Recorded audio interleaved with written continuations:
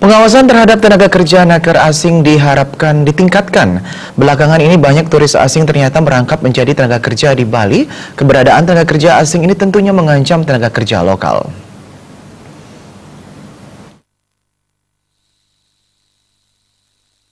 Hal tersebut disampaikan oleh Ketua Serikat Pekerja Pariwisata Provinsi Bali, Putu Satyawira Marhendra. Menurutnya, keberadaan tenaga kerja asing yang menyalahgunakan visa berlibur makin banyak belakangan ini. Hal ini harus diawasi stakeholder terkait. Keberadaan nakar asing ini ke depan bisa mengancam nakar lokal. Meski di era keterbukaan ini, perekrutan nakar asing sangat dimungkinkan.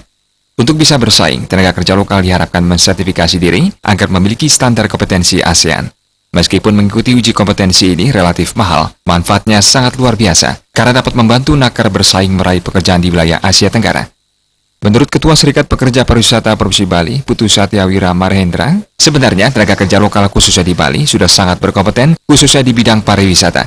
Namun, ada hal yang perlu ditingkatkan adalah penguasaan bahasa asing.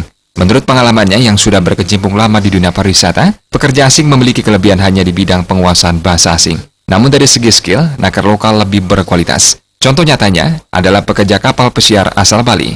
Sehingga tenaga kerja lokal itu wajib dan selalu mensertifikasi dirinya agar kemanapun dia berada mencari pekerjaan, dia memiliki kualitas yang mumpuni, diakui oleh ASEAN, dan mereka pun bisa bekerja di negara ASEAN manapun.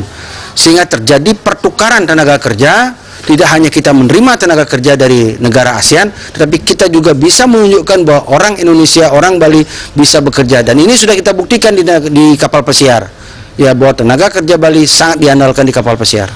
Pengusaha pariwisata di Bali diharapkan selektif untuk menggunakan tenaga kerja asing. Mereka juga wajib memiliki sertifikasi kompetensi yang sudah diverifikasi asosiasi profesi masing-masing. Riasa dan Joka Andika, Bali TV.